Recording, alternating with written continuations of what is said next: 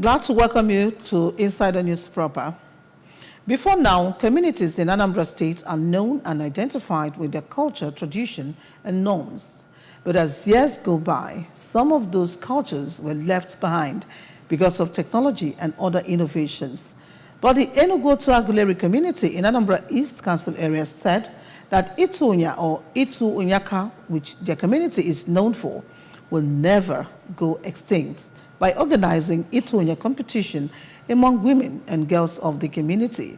Ejikabana was at the event, which featured during this year's August meeting, and brought this report.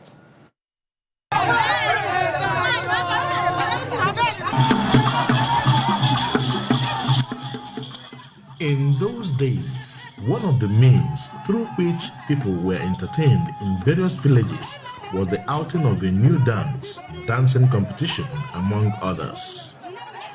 As years go by, all these methods of entertainment tend to have stopped for obvious reasons. The advent of home videos, social media, and cable television. As a result, any community that still upholds the culture of dancing competition are seen as third, timid, or backwards.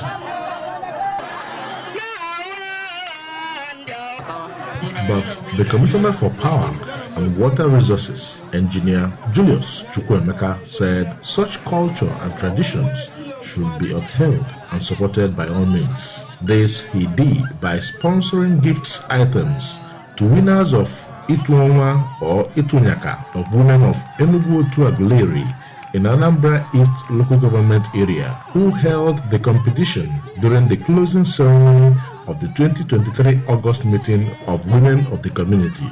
Both married and single ladies took part in the competition.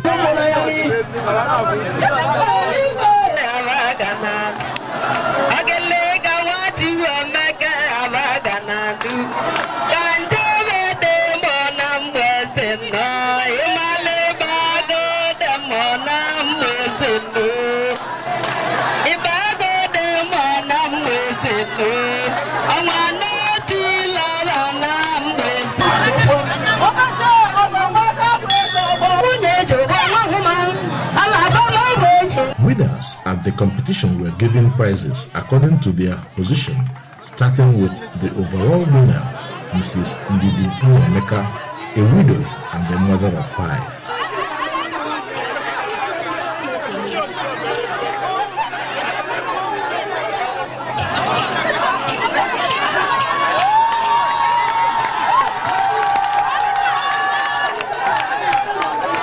Commissioner Chukwuemeka addressed women during the event.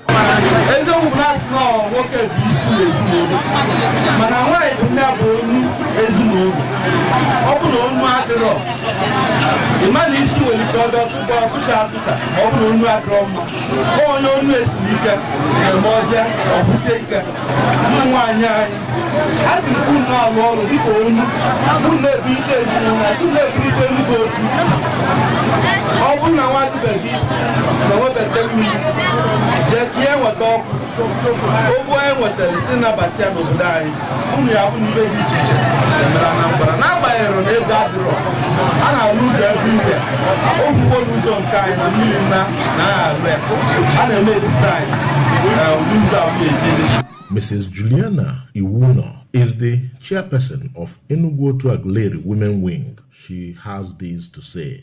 What we are competing on one is the Unyaka competition. Unyaka competition, that is our tradition, where the women come to showcase their talents. So we have representatives from the different families.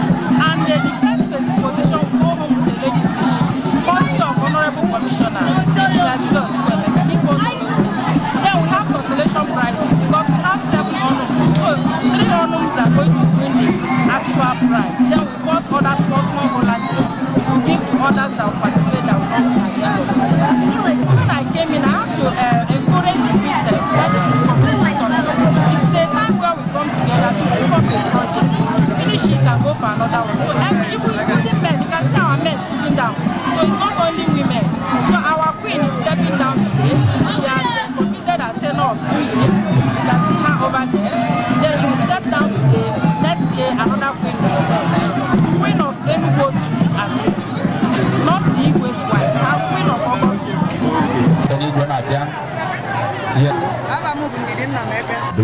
Mrs. Nnemeka spoke on behalf of others.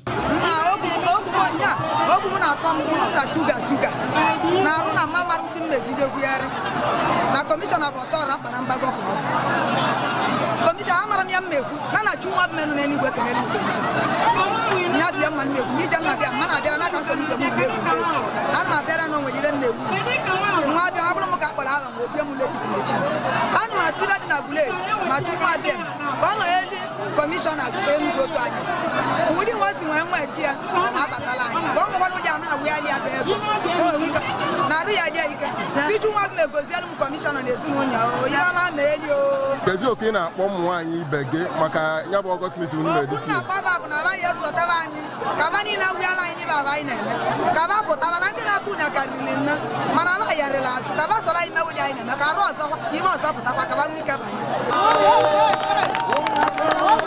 anyị na-anọ ndị ọzọ na-atụ nya karịrị nne na ọ dị registered na iwe na-eme na ndị abụọ dị registered anyị na-anọ ndị ọba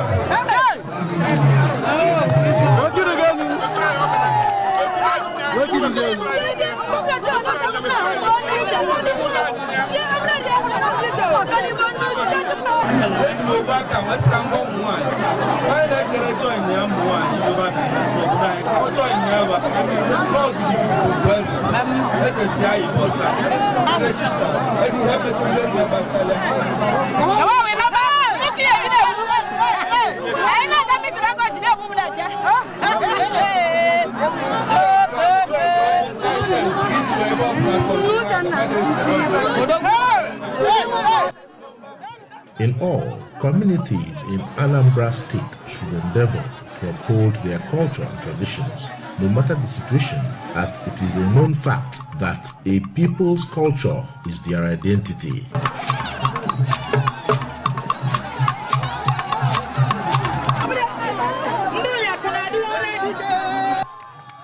Ejike Abana for ABS Insider News.